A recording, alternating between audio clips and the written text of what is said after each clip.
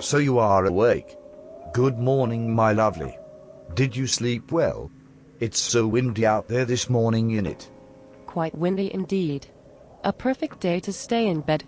Pajamas, tea and toast. Instead, I am condemned to blabber to the second graders. I must so tell you about the dream I had last night, even though the details, I fear, you might find gruesome. Oh, yes? Then, go on. I got that feeling one gets when fighting the most basic sensation of not wanting to openly puke. My mouth feels wet. I am quite sure you don't mean that. Is this a joke? Hear me now, my lovely.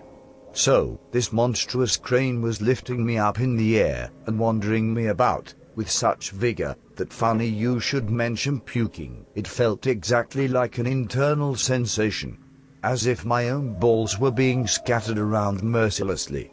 And I grew quite terribly fearsome of not being able to stick my very own pinky into that jar. You know, the yellowy green full of shit jar. Oh, my. Remember the other night, Jim? You had another dream then too. You dreamed you were walking along the beach with me, naked. Across the sky, scenes were flashing from your entire life. 2 sets of footprints in the sand, one belonging to you and the other to me. Yes, I'm listening. We have talked about this. Sounds awfully familiar. I always admired your imagination, my lovely. It makes me drool. God, it is still windy out there. You also noticed many times in your life there was only one set of footprints. Seemingly at the very lowest and saddest times in your life, only one set of footprints. This bothered you, and you questioned me about it. You said, My lovely, why, during the most troublesome times in my life, there is only one set of footprints. I don't understand why when I needed you most you would leave me. I replied, My precious, I love you and I would never leave you. During your times of trial and tribulation, when you see only one set of footprints, it was then that I carried you. I carried you in my arms, totally neglecting my lower back pain.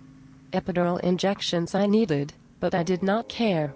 Well now, sorry to have to break it to you, my lovely, but those are obviously my footprints. Look closely. See that wavy pattern on the bottom, just like my flip-flops? If they were yours, they'd make a sandal mark. Why do we have to argue about this? I'll tell you why. See the footprints at the time of my unfortunate accident? Notice how the sandaled footprints drift off from the flip-flopped ones. They lead to that picnic bench over there, the one with the cigarette butts scattered all the motherfucking over. It appears that in my darkest hour, my lovely, voluptuous, blonde, instead of carrying me, cuddling me, and licking my left ear lobe, you squatted on a stump and sucked on a stick. K. Smokes, you say. Was it a party? I ask. You know damn well I only smoke at parties. It's only then that I want to go fucking crazy. Genius, when was the last party you remember us going? I can't believe this shiz. Are you for goddamn real? What about those footprints? Those? Oh, yeah. The sandal footprints came right back when I got the big job promotion, remember that one? Victoria's goddamn secret, the whip, and the swing. Funny how right at the point where my grandmother Wendy was hit twice by the train, they veer off again.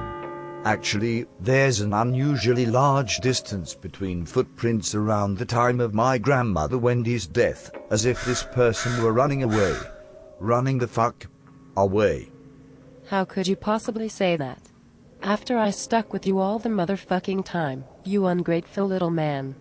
I'm sorry, my lovely, but your whole story about carrying me during my worst moments just doesn't freaking fly.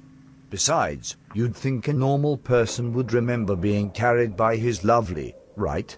That's a pretty memorable thing for a normal person, wouldn't you say? Well, either I'm completely fucked up in the head and got a bad case of amnesia, or you're a liar, because I don't recall ever being toted around by you. I knew it would come to this. I damn well knew it. Calling me a liar. Why is your memory so pathetically selective? Tell me. I will tell you. The only thing I do remember is the horrible feeling of plodding along the cold sand, all alone, while I see rain soaked my shoulders. So thanks, my lovely. Thanks a bunch.